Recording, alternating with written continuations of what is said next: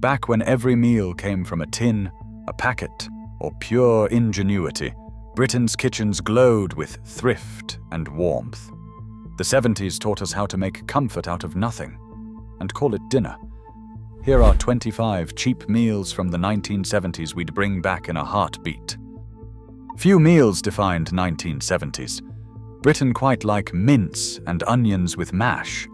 It was the backbone of working-class dinners, hot, hearty, and affordable.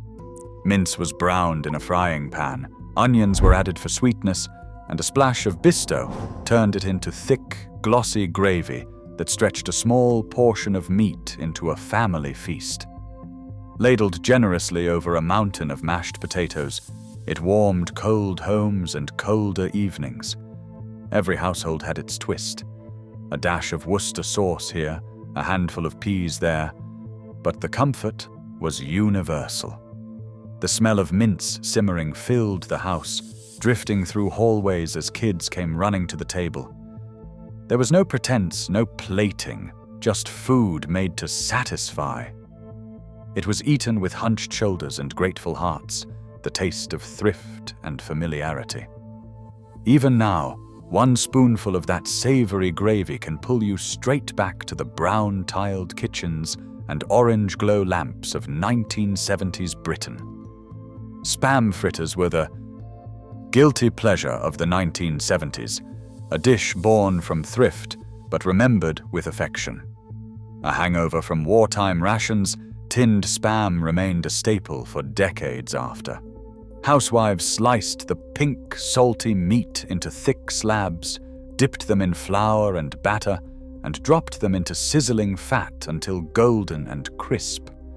The result was a meal that crackled as you bit in, crunchy on the outside, soft and savory within. Served with chips, beans, or even just a slice of buttered bread, it was the working man's treat, cheap and deeply satisfying. At school canteens, the smell alone divided the room, half delight, half disgust. But everyone knew that first bite was worth it. It was comfort disguised as convenience, proof that even tinned meat could taste like a feast when fried right. Today, spam fritters are a relic, but to those who remember them, they're the flavor of simpler times and hot dinners done right. The 1970s brought new wonders to British kitchens, and tuna pasta bake was one of them, the fusion of convenience and comfort. Housewives embraced tinned tuna as an affordable luxury, mixing it with cooked pasta, sweet corn, and cream of mushroom soup to create a sauce thick enough to feed an army. The lot was poured into a Pyrex dish, topped with grated cheese, and baked until bubbling and golden. The smell alone, creamy, savory, and faintly fishy, meant dinner was nearly ready. It was a triumph of innovation and thrift, feeding a family on pocket change. Kids fought for the crispy corners, while parents relished the simplicity of a meal that required no fuss and no leftovers. Every ingredient came from a tin, packet, or can, yet the result was pure 70s magic, cheap, filling, and proudly homemade.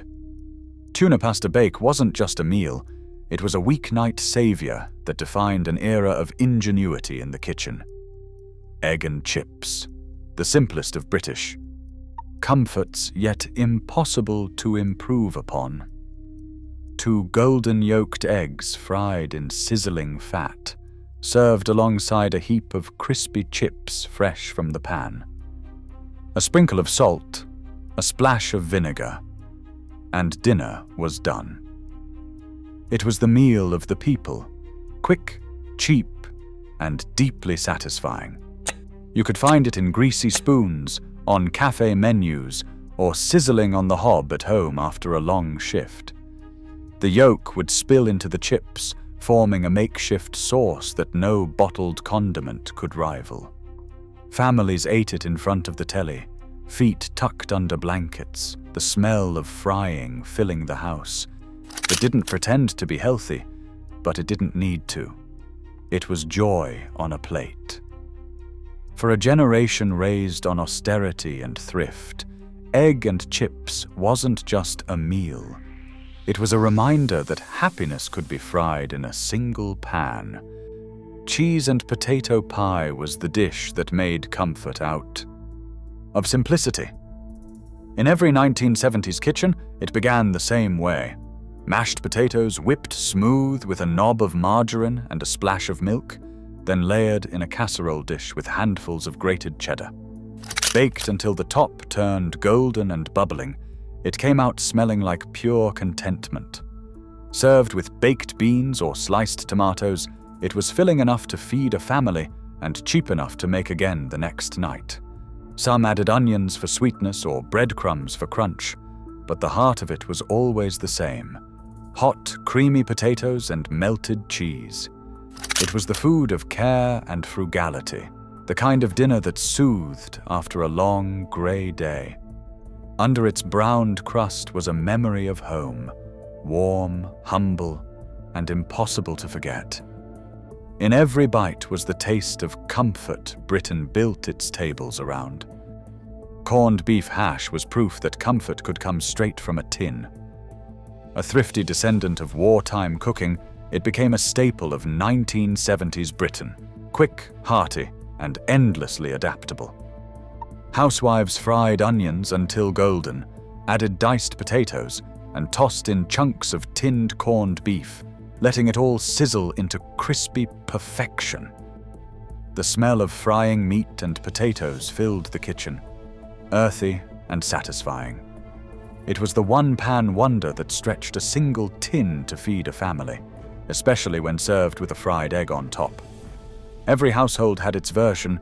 Some added Worcestershire sauce for a kick, others threw in baked beans to bulk it out. It wasn't fancy, but it was honest, hot, salty, and comforting after a long day. Corned beef hash wasn't just a meal, it was the taste of resilience and resourcefulness, a reminder that thrift could still be delicious when cooked with care and a little imagination. In the 1970s, Britain was discovering exotic flavors, and curried eggs were the bold new frontier of budget cooking. This dish took something as plain as hard-boiled eggs and turned them into a family favorite. Peeled and halved. The eggs were simmered in a mild curry sauce made from curry powder, onions, and a tin of tomatoes, often with a splash of cream or evaporated milk to mellow the spice. Served over a mound of rice or even mashed potato, it was warming, filling, and just adventurous enough for cautious British palates. The sauce was golden, fragrant, and unmistakably 70s, more comforting than authentic, but loved all the same. It was cheap, cheerful, and surprisingly elegant, especially when served from a Pyrex dish at the table.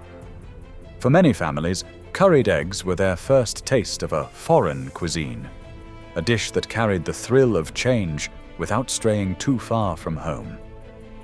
Few meals have carried Britain through more lean years than beans on toast, and in the 1970s, it reached new heights with a sprinkle of grated cheese. Cheap, hot, and ready in minutes, it was the ultimate quick fix. A tin of baked beans bubbled on. On the hob, while slices of white bread browned under the grill, the smell filled the kitchen with warmth and comfort. Once assembled, the beans were poured over the toast, the cheese melted on top, and the result was pure satisfaction. Students lived on it, parents relied on it, and kids adored it. Every bite was a mix of soft bread, sweet tomato sauce, and stringy cheese. Humble but perfect. You could dress it up with Worcestershire sauce or simply eat it standing at the counter, fork in hand. It wasn't gourmet, but it never needed to be. Beans on toast with cheese was the taste of contentment, affordable happiness on a plate. Shepherd's pie was Britain's great equalizer. Simple enough for every kitchen, hearty enough for every appetite. Made with minced lamb or beef, onions, carrots, and a thick, meaty gravy, it was topped with creamy mashed potatoes and baked until bubbling and browned. The golden peaks on top were as comforting to see as they were to eat. In the 1970s, it appeared on tables from council houses to suburban semis, a meal that filled the house with warmth and the air with anticipation. Some families stretched the meat with oats or lentils, others added peas or a spoonful of ketchup for sweetness. However it was made, it brought everyone to the table. The first scoop revealed layers of savory goodness beneath the crisp potato top, and silence fell as spoons hit plates. Shepherd's pie was more than dinner. It was home, love, and thrift baked together, one bubbling dish of pure British comfort. It might not have looked glamorous, but savory mince on toast was pure satisfaction. Quick to make, cheap to stretch, and packed with flavor. Minced beef or lamb was fried with onions and a sprinkle of oxo cubes or gravy powder, simmered until rich and thick, then spooned generously over buttered toast. The result was a dish that straddled the line between snack and supper, perfect for a weeknight when time and money were short. The gravy soaked into the bread, making it soft in the middle but crisp around the edges, messy, comforting, and irresistible. Some cooks added a dash of Worcester sauce or a handful of peas, while others kept it plain and hearty. It wasn't fancy enough for guests, but it didn't need to be. This was the food of real life, quick, warm, and full of flavor. In every bite was the simple genius of 1970s Britain. Make it cheap, make it filling, make it good.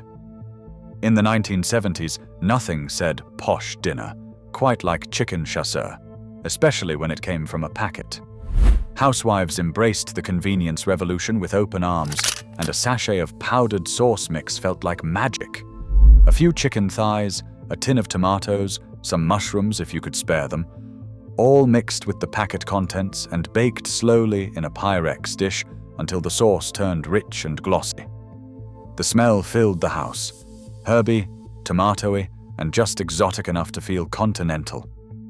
Served with mash or boiled rice, it made weeknights feel like a dinner party. It was the era of instant glamour, of meals that promised French sophistication for under £1.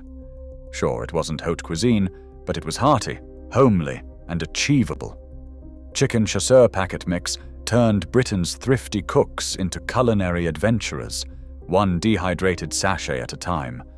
Proof that convenience could still feel like care. Egg curry was Britain's first brave step into the world of foreign cooking, a dish that combined thrift with curiosity. Hard-boiled eggs floated in a sauce made from curry powder, onions, and sometimes a tin of tomatoes or evaporated milk to tame the spice. It was mild enough for cautious palates, colorful enough to feel daring, and cheap enough to make any day of the week. Served over rice, usually Uncle Ben's, that 70s kitchen hero, it looked exotic under the fluorescent kitchen light. The smell of curry powder filled the house, a hint of adventure in the air. Families felt modern cooking was like they had traveled the world without leaving their linoleum floors. It might not have been authentic, but it was delicious in its own gentle way. Creamy, warm, and oddly comforting. Egg curry was the 70s in a nutshell. Curious, thrifty, and unpretentiously brave. Bubble and squeak was the Monday night miracle, made entirely from Sunday's leftovers. Cold potatoes, cabbage, and maybe a stray carrot were mashed together and fried until golden and crispy, the sound of bubbling and squeaking giving it its name. The smell of frying vegetables and leftover gravy hung in the air, cozy and familiar. It was the meal that proved nothing ever went to waste. Every scrap found a second life in that frying pan. Served with a fried egg or a dollop of brown sauce, it was simple, comforting, and endlessly satisfying. Some families added a slice of leftover meat if they had it, but most didn't need to. The crispy edges and soft middle were enough. It was food for the working week, quick, cheap, and made with love. In every golden bite was the sound of family life, of thrift turned into tradition. A true British classic, born from making do and carried on with pride. Few 70s meals were simpler or more loved than a jacket potato. Cheap, filling, and endlessly flexible, it was the dinner that didn't need fuss to feel complete. Baked straight on the oven shelf until the skin crisped and the inside turned fluffy, it was split open and topped with whatever the fridge could spare. A spoonful of cottage cheese for the health-conscious, a heap of baked beans for the hungry. It was student food, office lunch food, Friday night with the telly food. Humble, honest, and comforting.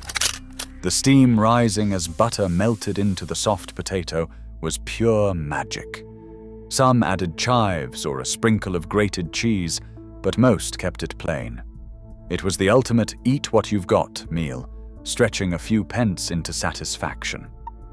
The 70s were all about making simple food work hard, and nothing worked harder or tasted better than a perfectly baked spud shared at the kitchen table.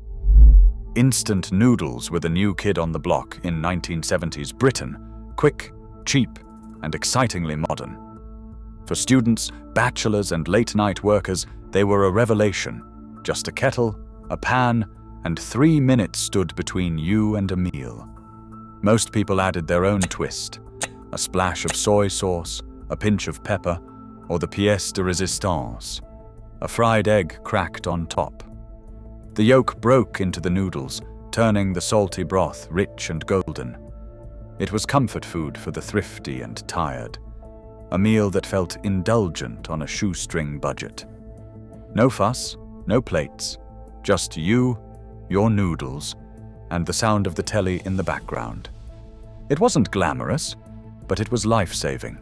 The taste of independence and a new, faster Britain. Instant noodles with a fried egg were proof that even the simplest packet could still feel like home. The Vesta packet meal was 1970s Britain's ticket to world travel, or at least the illusion of it. Just add boiling water, wait 10 minutes, and suddenly you were dining Indian style or Chinese style without leaving your Formica kitchen table. Savory rice was the star of the range. Brightly colored grains with tiny bits of dried vegetables that somehow rehydrated into magic. Housewives loved it for its convenience. Kids loved it for the novelty. It smelled vaguely of curry powder and soy sauce, a whiff of adventure in the air. Paired with a chop, a fried egg, or even just eaten on its own, it was dinner with a difference. In truth, it was more salt than spice, but no one minded. Vesta meals brought excitement to an era of routine, a taste of the wider world on a weeknight budget. For many, that foil packet held the future. Instant, easy, and just foreign enough to feel special. Boil-in-the-bag fish was the future, or so the adverts promised. In 1970s Britain, this new marvel of convenience cooking felt like space-age sophistication. A fillet of frozen white fish, sealed in a plastic pouch with a ladle of parsley sauce, was dropped straight into a pan of boiling water and left to work its quiet magic. No mess, no washing up, no risk of overcooking. A housewife's dream come true. When the pouch was snipped open, a plume of steam rose, carrying the unmistakable scent of mild fish and creamy sauce. Served with frozen peas and a dollop of mash, it was weeknight perfection for pennies. The fish was often soft, the sauce oddly fluorescent, but no one cared. It was progress on a plate. Kids poked at it suspiciously before surrendering to its warmth, while parents marveled at the ease of modern dining. Boil-in-the-bag fish wasn't about flavor, it was about comfort, convenience, and the quiet optimism of a Britain discovering frozen food. Tinned ravioli was the ultimate 1970s tea-time treat, the Italian dream condensed into a can. Soft pasta parcels filled with an indeterminate meat mixture floated in an orange, tomatoey sauce that could stain anything it touched. Open the tin, heat it on the hob, and dinner was ready in minutes. For kids, it was pure luxury, comforting, saucy, and sweet enough to qualify as both meal and treat. Served with buttered white bread, it became a ritual, the bread used to wipe every last smear from the plate. Parents loved it for its simplicity. Kids loved it because it felt grown up. It was international cuisine through a British lens, not authentic, but deeply beloved.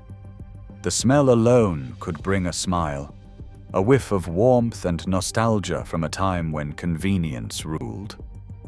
Tinned ravioli might not win awards, but in homes where budgets were tight and appetites big, it was a small miracle in a tin. Hearty, reliable, and deliciously orange. Cheese on toast was the everyman's answer to hunger. Quick, cheap, and as comforting as a wool blanket on a rainy day.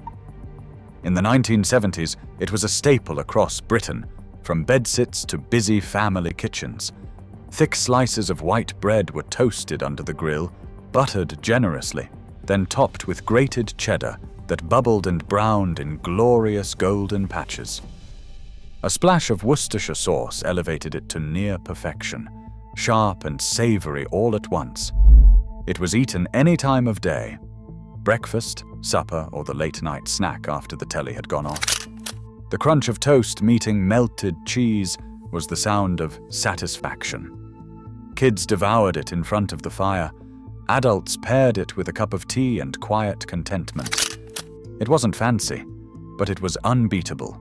Pure, uncomplicated comfort. Cheese on toast was the taste of home, of simpler times when the best meals came from the grill, not the takeaway. Ham and pineapple salad was the 1970s attempt at being continental, a dish that promised tropical glamour on a thrift store budget. Every household had their version. Thin.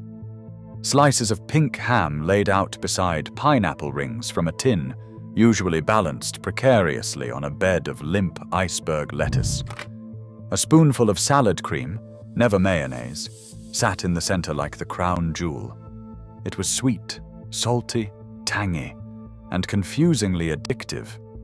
Served at dinner parties and weeknight teas alike, it felt daringly modern. The pineapple syrup dripped into the ham, creating a flavor that was both wrong and somehow perfect. Families loved it for its color, its brightness, its air of cheer. In an era when Britain was learning to embrace convenience, it was everything a meal needed to be. Quick, cheap, and just a bit exotic. Ham and pineapple salad was retro simplicity at its finest. Sunshine on a plate during even the greyest 70s evening. For many Britons, Vesta's vegetable curry was their very first Indian meal, a mild, powdered adventure in a cardboard box. Introduced in the 1970s, these dehydrated dinners were exotic and affordable, promising a trip to Bombay without leaving your brown and orange kitchen. Housewives emptied the packet into boiling water, stirred, and waited as the curry came to life. Tiny bits of rehydrated vegetables floating in a sauce more beige than bold. It was mild, comforting, and oddly addictive. Served with plain boiled rice, sometimes from another Vesta box, it felt like a glimpse of the wider world. Families gathered around the table with cautious excitement, the smell of curry powder and curiosity filling the air. It wasn't authentic, but it didn't need to be. For a generation just discovering foreign food, it was magic in powdered form. Britain's first taste of adventure, spooned straight from the saucepan and eaten with quiet wonder. The sound of a tin opener was all it took to make dinner feel special. Fray Bentos pies were a 1970s institution, cheap, hot, and utterly satisfying. With a turn of the wrist, you peeled back the lid, slid the tin into the oven, and waited as it puffed up into golden perfection. Beneath the flaky pastry lid was a rich, salty stew of beef and gravy, thick enough to cling to your fork and heart alike. It was a meal that fed four, though most families fought for seconds. Served with mashed potatoes or chips, it was comfort made convenient. No fuss, no waste, just pure meaty nostalgia. The pastry never quite behaved, sometimes soggy underneath, sometimes crisp at the edges, but that was part of its charm. Fray Bentos pies were the taste of British ingenuity, a proper dinner from a tin, filling, affordable, and proudly unpretentious. Fish fingers and chips were more than a meal. They were childhood itself. Straight from the freezer, bird's eye fish fingers sizzled in the pan or under the grill, their golden breadcrumb coating crisping into perfection. Served with thick-cut chips and a puddle of ketchup, they were the crown jewel of quick dinners everywhere. Parents loved them because they were cheap and reliable. Kids loved them because they were fun, familiar, and foolproof.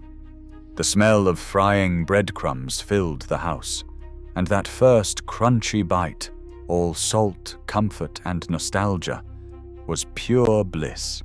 Sometimes peas or beans were added, sometimes not. It didn't matter.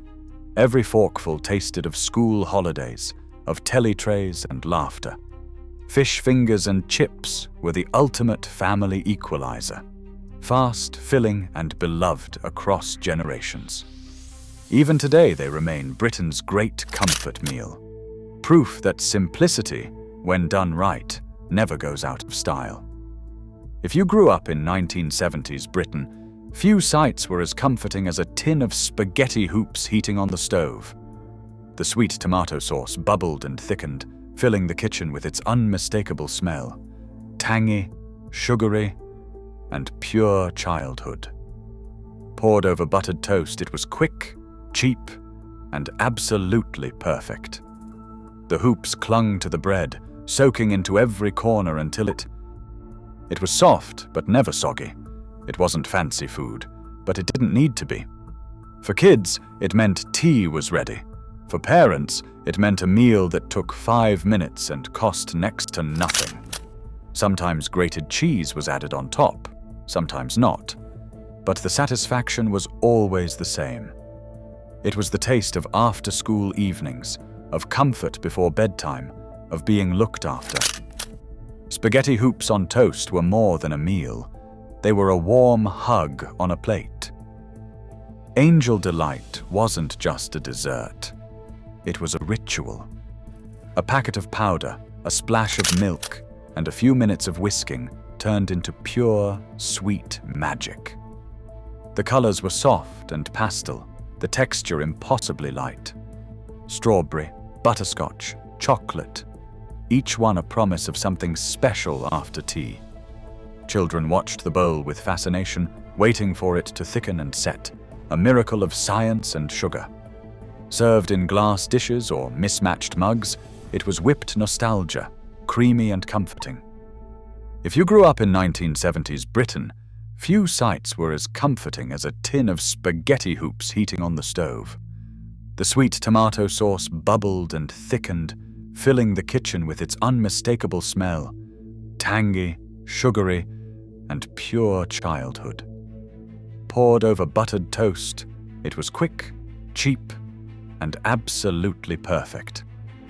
The hoops clung to the bread, soaking into every corner until it was soft, but never soggy.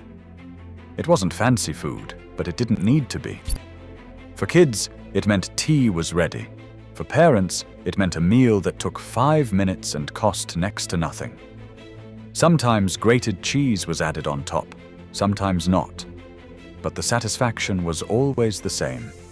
It was the taste of after-school evenings, of comfort before bedtime, of being looked after. Spaghetti hoops on toast were more than a meal. They were a warm hug on a plate. Angel Delight wasn't just a dessert.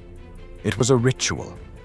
A packet of powder, a splash of milk, and a few minutes of whisking turned into pure, sweet magic.